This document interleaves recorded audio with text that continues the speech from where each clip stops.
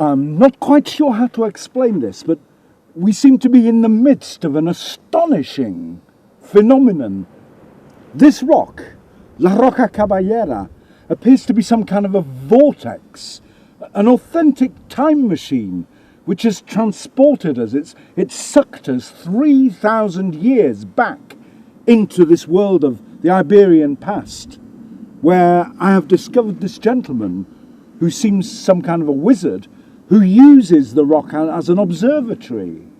It's taken me some time to gain the trust, the confidence of this man, and I'm still learning how to communicate with him. But I won't go into details now.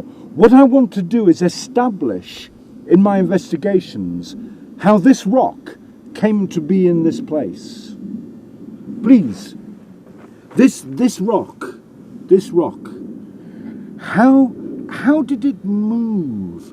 How did this rock move to this place? Harry. This rock. How? Is.